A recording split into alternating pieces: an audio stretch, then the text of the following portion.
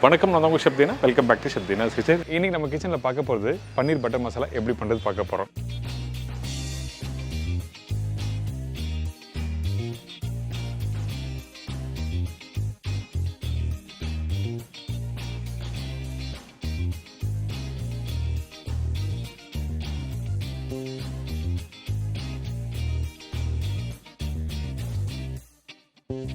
இதோட நல்லா சாஃப்டான சப்பாத்தி எப்படி ரெடி பண்ணுறது பார்க்க போகிறோம். நல்லா புசுன்னு வீட்டில் பண்ணால் இந்த மெத்தடில் ட்ரை பண்ணி பாருங்கள். இப்போ இந்த ரெசிபிக்கு தேவையான பொருட்கள் பார்த்தலாமா? பன்னீர் பட்டர் மசாலாக்கு தேவையான பொருட்கள்: பன்னீர் 2 பாக்கெட், வெங்காயம் 3 நம்பர், தக்காளி 4 நம்பர், பச்சை மிளகாய் 2லேருந்து 3 நம்பர், இஞ்சி பூண்டு பேஸ்ட் 1 டேபிள் ஸ்பூன், சீரகம் 1/4 டீஸ்பூன், கரம் மசாலா தாளிப்புக்கு தேவையான அளவு, மஞ்சத்தூள் 1/4 teaspoon, Kashmiri chilli powder 1 tablespoon, தனியா பவுடர் 1 டேபிள் ஸ்பூன், முந்திரி பருப்பு 40லேருந்து 50 கிராம், குக்கிங் க்ரீம் 3லேருந்து 4 டேபிள் ஸ்பூன், கஸ்தூரி மேத்தி அதாவது வெந்தய இலை powder 1 teaspoon, butter 2 tablespoon, salt to taste, oil cook பண்ணுறதுக்கு தேவையான அளவு. இதுதாங்க இந்த பன்னீர் பட்டர் மசாலாவுக்கு தேவையான பொருட்கள். ஃபஸ்ட்டு நம்ம என்ன பண்ணுறோன்னா, இந்த பன்னீர் பட்டர் மசாலாவுக்கு தாளிப்பு போட்டு வெங்காயம் தக்காளி நல்லா வதக்கி அதுக்கு பிறகு அரைச்சி ரெடி பண்ணுற முந்திரி பருப்புலாம் போட்டு குக் பண்ண போகிறோம். அதுக்காக நம்ம என்ன பண்ணுறோம், ஃபஸ்ட்டு இந்த எண்ணெய் ஊற்றுறோம். இந்த எண்ணெய் சூடான பிறகு சீரகம், பட்டை, லவங்கம், ஏலக்காய், பிரிஞ்சி இலை இது எல்லாத்தையும் தாளிப்பை போட்ட பிறகு பொடிசாக கட் பண்ணி வச்சுருக்க இந்த வெங்காயத்தையும் போடுறோம். வெங்காயம் கட் பண்ணும்போது பெருசாக கட் பண்ணக்கூடாது, பொடிசாக கட் பண்ணுங்கள். அப்போ தான் அந்த கிரேவியோட டெக்ஸ்சர் நல்லா கொடுக்கும்.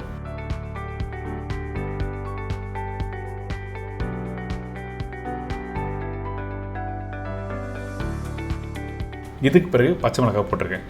பச்சை மிளகாய் 2லேருந்து 3 நம்பர் சொல்லியிருக்கேன். சில பச்சை மிளகாய் ரொம்ப காரமாக இருக்கும், அதுக்கேற்ற மாதிரி நீங்கள் கம்மி பண்ணி போடலாம், ஒன்றும் தவறு எதுவும் இல்லை. இந்த பச்சை மிளகாய் போட்டாச்சு. இந்த இடத்துல இஞ்சி பூண்டு பேஸ்ட்டு போடுறோம். இந்த வெங்காயம் கரெக்டாக ஒரு 80% அளவுக்கு வதங்கி வர டைமில் இஞ்சி பூண்டு பேஸ்ட் யூஸ் பண்ணுறோம். நீங்கள் இஞ்சி பூண்டு பேஸ்ட் அரைக்கும் போது 7 மடங்கு பூண்டு இருக்கணும், 3 மடங்கு இஞ்சி இருக்கணும். இது ரொம்ப முக்கியம். ஏன் கேட்டிங்கன்னா பன்னீர் பட்டர் மசாலாக்கு அந்த கார்லிக் இருந்தால் தான் அந்த ஃப்ளேவர் நல்லா எடுத்து கொடுக்கும். அதனால தான் பூண்டு அதிகமாக போட்டிருப்பேன், இஞ்சி கம்மியாக போட்டிருப்போம். இதுக்கு பிறகு பொடிசாக கட் பண்ணி வச்சுருக்க தக்காளி போட்டிருக்கேன். இந்த தக்காளி போட்ட பிறகு கரெக்டாக ஒரு 2 நிமிஷம் நல்லா வதக்குங்க. இதுக்கு பிறகு தான் இந்த பவுடர் மசாலா யூஸ் பண்ணுறோம்.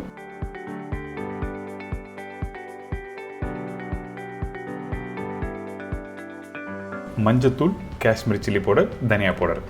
நார்மல் சில்லி பவுடர் யூஸ் பண்ணாதீங்க, காஷ்மீரி சில்லி பவுடர் யூஸ் பண்ணுங்கள். எதுக்காக பர்டிகுலராக காஷ்மீரி சில்லி பவுடர் யூஸ் பண்ணணும்னு சொல்கிறேன்னு கேட்டிங்கன்னா காரணம் இருக்குது. உங்களுக்கு கலர் நல்லா எடுத்து கொடுக்கும், அதே டைமில் காரம் அதிகமாக இருக்காது காஷ்மீரி சில்லி பவுடரில்.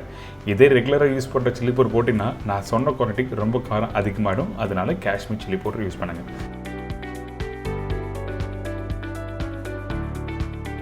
இதுக்கு பிறகு தண்ணி ஊற்றி நல்லா கொதிக்க வரணும் இந்த கிரேவி.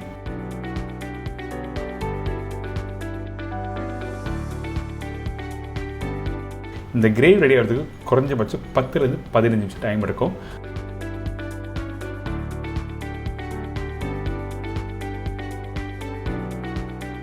அடுத்தது நம்ம என்ன பண்ணுறோம் கேட்டிங்கன்னா, இந்த பன்னீர் குவாலிட்டி எப்படி செக் பண்ணுறது பார்க்க போகிறோம். ஃபஸ்ட்டு பன்னீர் கட் பண்ணி முடிச்ச பிறகு தண்ணியில் போடணும். நீங்கள் டேரெக்டாக கட் பண்ணிவிட்டு ஒரு பவுலில் வச்சிங்கன்னா ட்ரை ஆகிடும், சாப்பிடும்போது நல்லா இருக்காது, புளிப்பு தன்மையும் வந்துடும். அதுக்கு பிறகு கட் பண்ண பன்னீரை நீங்கள் ஒரு சின்ன பீஸ் எடுத்து பாருங்கள். சின்னதாக புள்ளி இருந்ததுன்னா கண்டிப்பாக புளிப்பு தன்மை அதிகமாக இருக்குன்னு அர்த்தம். அந்த டைமில் நீங்கள் கிரேவியில் போட்டு சாப்பிட்டீங்கன்னா கண்டிப்பாக நல்லா இருக்காது. அதனால் பன்னீர் கட் பண்ணி முடிச்சோடனே நீங்கள் சைடில் பார்க்கும்போது நல்லா ஷைனிங்காக இருக்கணும். அதாவது புள்ளியாக இல்லாமல் இருந்தால் கரெக்டாக இருக்குன்னு அர்த்தம். அப்படி இல்லைன்னா வாயில் போட்டு டேஸ்ட் பண்ணி பார்க்கலாம் புளிப்பு தன்மை இருக்கா இல்லையான்னு. இதுக்கு பிறகு என்கிட்ட இருக்க இந்த முந்திரி பருப்பு 40லேருந்து 50 கிராம் சொல்லியிருக்கேன். கண்டிப்பாக நான் சொன்ன குவாலிட்டி யூஸ் பண்ணுங்கள். அப்போ தான் உங்களுக்கு கிரேவியோட டெக்ஸ்சர் திக்காக கொடுக்கும். இதில் கொஞ்சமாக தண்ணி ஊற்றி ஃபைன் பேஸ்ட்டாக அரைச்சிடணும். குறை அரைக்கூடாது, அதே டைமில் ஃபைன் பேஸ்ட்டாக அரைச்சிடணும். இந்த மாதிரி கரெக்டாக அரைச்சிடுங்க. இதுக்கு பிறகு பார்த்தீங்கன்னா இந்த கிரேவி நல்லா திக்காக ரெடியாக இருக்கா, இந்த மாதிரி டெக்ஸ்சரில் வந்துருக்கணும். அதுக்கு பிறகு தான் நம்ம அரைச்சி வச்சுருக்க இந்த முந்திரி பேஸ்ட்டை இதில் போட போகிறோம்.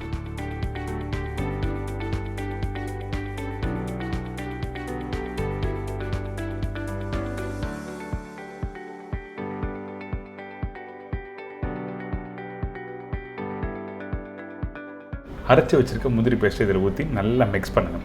மிக்ஸ் பண்ணிவிட்டு திருப்பி ஒரு 2 நிமிஷம் நல்லா குக் பண்ணணும். குக் பண்ணி முடித்த பிறகு தேவையான அளவுக்கு தண்ணி ஊற்றி இந்த கிரேவி நல்லா வேக வைக்கணும்.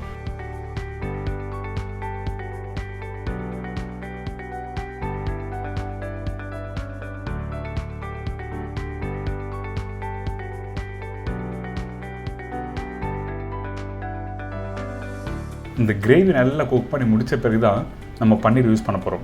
அந்த கிரேவி நல்லா வேகாமல் நீங்கள் பன்னீர் போட்டிங்கன்னா அந்த பன்னீர் வேகும் போது என்ன ஆகிட்டுன்னா உங்களுக்கு ஒன்று உடைய ஆரம்பிக்கும். அதே டைமில் அந்த பன்னீர் ஹார்ட் ஆகிறதுக்கு வாய்ப்பு இருக்குது. அதுக்காக தான் இந்த கிரேவி நல்லா குக் பண்ணி முடித்த பிறகு தான் யூஸ் பண்ண சொல்கிறேன். நார்மலாக ஹோட்டலில் பார்த்தீங்கன்னா இந்த கேஷ்யூ நட்டை ஏற்கனவே குக் பண்ண அந்த கிரேவி தான் இதில் யூஸ் பண்ணுவாங்க. ஆனால் வீட்டில் அப்படிலாம் பண்ணுறது கொஞ்சம் கஷ்டமாக இருக்கும். அதுக்காக தான் பச்சையாக அரைச்ச அந்த முந்திரி பேஸ்ட்டை போட்டு குக் பண்ண சொல்கிறேன். இப்போ சைடில் பார்த்தீங்கன்னா இந்த கஸ்தூரி மெத்தி, அதாவது காஞ்ச வெந்தய இலையை கொஞ்சம் வறுத்து பவுட்ரு பண்ண போகிறோம். எதுக்காக வறுக்கணும்னு சொல்கிறேன்னு கேட்டிங்கன்னா காரணம் இருக்குது. அப்போ தான் உங்களுக்கு ஃபைன் பவுடராக கிடைக்கும். இதே மிக்சியில் அரைச்சா ஈஸியாக அரைச்சலாம்னு சொல்லி நினைப்பீங்க. ஆனால் மிக்சியில் அரைக்கும் போது பாதி பவுட்ரு காணாமல் போய்டும் காற்றுலேயே. அதுக்காக தான் இந்த மாதிரி பேன்லேயே வறுத்துட்டு கையிலே பவுட்ரு பண்ணணும்னு சொல்கிறேன்.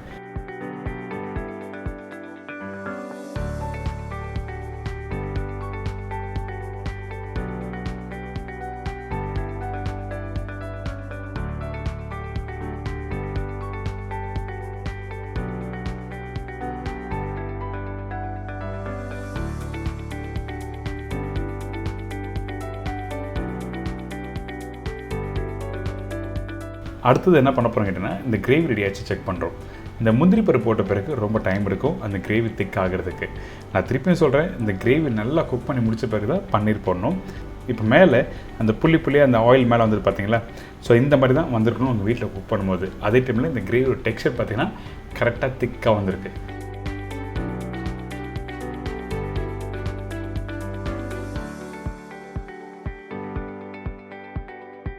இதுக்கு பிறகு கட் பண்ணி வச்சுருக்க அந்த பன்னீரை இந்த இடத்துல யூஸ் பண்ணுறோம்.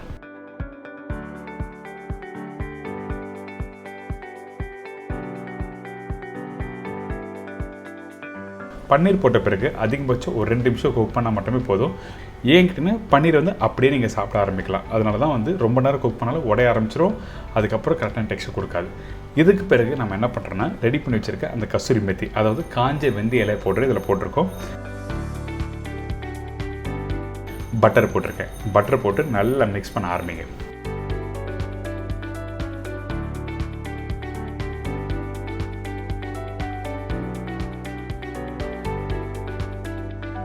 பட்டர் நான் சொன்ன குவான்டிட்டி அப்படியே போட்டிருக்கேன். உங்களுக்கு வேணும்னா இன்னொரு டேபிள் ஸ்பூன் எக்ஸ்ட்ரா போட்டுக்கலாம். ஒன்றும் தவறு எதுவுமே இல்லை. இப்போ பாருங்கள், அந்த கிரேவி அந்த கஸ்தூரி மெத்தி போட்ட பிறகு கலர் டெக்ஸ்சர் மாறி இருக்கும். க்ரீனிஷ் கலர் அங்கங்கே தெரியும். இந்த மாதிரி தான் உங்களுக்கு வீட்டில் வந்துக்கணும்.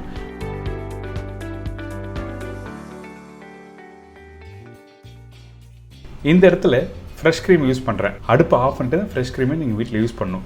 க்ரீமை போட்ட பிறகு சமைச்சிங்கன்னா உங்களுக்கு கண்டிப்பாக டெக்ஸ்சர் மாறிடும், சாப்பிட்றதுக்கு நல்லா இருக்காது. அதுக்காக தான் இந்த க்ரீம் போடுற டைமில் அடுப்பு ஆஃப் பண்ணிட்டு கொஞ்சம் கொத்தமல்லி போட்டு நல்லா மிக்ஸ் பண்ணி எடுத்திங்கன்னா ஒரு அருமையான பன்னீர் பட்டர் மசாலா ரெடி.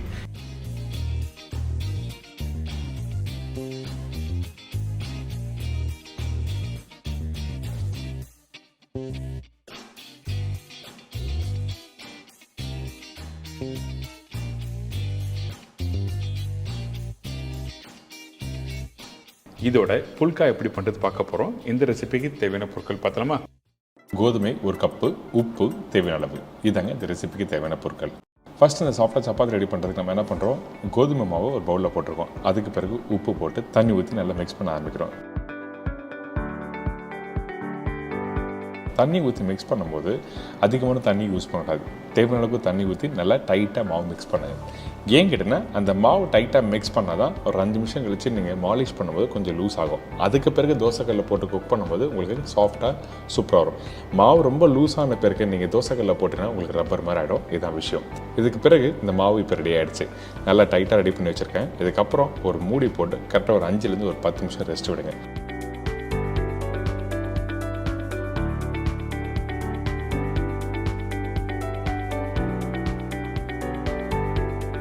அதுக்கு பிறகு அந்த மாவு ஓப்பன் பண்ணி பார்த்தீங்கன்னா கொஞ்சம் சாஃப்டாக இருக்கும். அதே டைமில் கொஞ்சம் லூஸாக இருக்கும். அதுக்கு பிறகு 2-3 வாட்டி நல்லா மாலிஷ் பண்ணுங்கள். அதாவது அழுத்தி நம்மளோட உள்ளங்கை வச்சு நல்லா ப்ரெஸ் பண்ணுங்கள். இந்த மாதிரி பண்ணும்போது மாவு ஒன்றோட ஒன்று நல்லா மிக்ஸ் ஆகும். இதுதான் விஷயம். நிறைய பேர் சப்பாத்தி மாவு ப்ராப்பராக மிக்ஸ் பண்ணாமல் சப்பாத்தி குக் பண்ண ஆரம்பிச்சிருவாங்க. அப்படி பண்ணிங்கன்னா கண்டிப்பாக அந்த சப்பாத்தி நல்லா இருக்காது. ஸோ இப்போ ஓரளவுக்கு மாவு ரெடி ஆகிடுச்சில்ல, இப்போ ரவுண்டாக ஒரு ஷேப் எடுத்துன்னு வந்துடுங்க.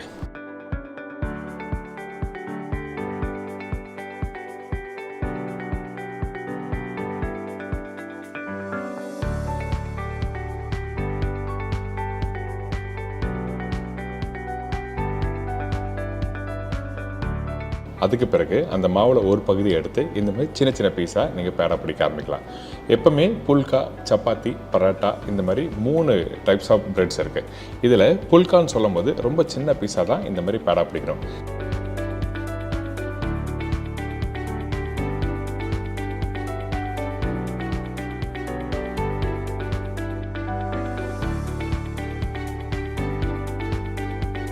இதுக்கப்புறம் இந்த கட்டிங் போல் கொஞ்சமாக கோதுமாவை போட்டிருக்கேன். அதுக்கு பிறகு சப்பாத்தி கட்டையை வச்சு தேய்க்க ஆரம்பிங்க.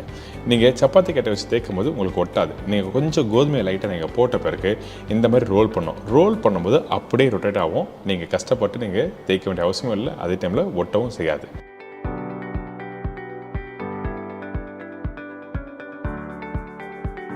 இந்த மாதிரி சாஃப்டான சப்பாத்தி ரெடி பண்ணுறதுக்கு நம்ம என்ன பண்ணுறோன்னா, அந்த சப்பாத்தி மாவு தேய்ச்சிங்கல்ல, நல்லா மெலிசாக தேய்ச்சிக்கணும். திக்காக இருக்கக்கூடாது. அதே டைமில் மீடியமான சைஸில் தேய்ச்சி எடுத்துருங்க. இதுக்கப்புறம் தோசைக்கல். இந்த தோசைக்கல் சூடாக இருக்க தோசைக்கல்ல தான் போடணும். சூடு இல்லாத தோசைக்கல்ல போட்டுன்னா கண்டிப்பாக நீங்கள் எப்போ சப்பாத்தி பண்ணணும் நல்லாவே வராது. அதனால் நல்ல கல் சூடு பண்ணிவிட்டு அதுக்கப்புறம் இந்த மாதிரி 2 சைட்லையும் போட்டு எடுக்கிறோம். இந்த மாதிரி வேக வைக்கும் போது உங்களுக்கு நல்லா அப்படியே புஷ்ஷுன்னு மேலே வரும்.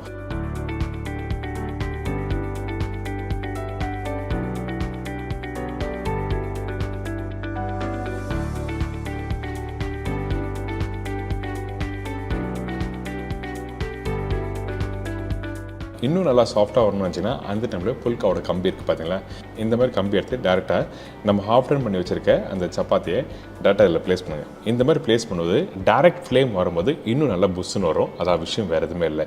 தோசைக்கல்ல சூடு வரும், பட் இருந்தாலும் இந்த மாதிரி டேரெக்ட் ஃப்ளேம் வரும்போது இன்னும் நல்லா புஷ்ஷுன்னு கிளம்பி வரும். அந்த டைமில் உங்களுக்கு பிடிச்ச மாதிரி கடைசியாக கொஞ்சம் பட்டர் இல்லை நெய், அப்படி இல்லைன்னா அப்படி கூட சாப்பிட்லாம்.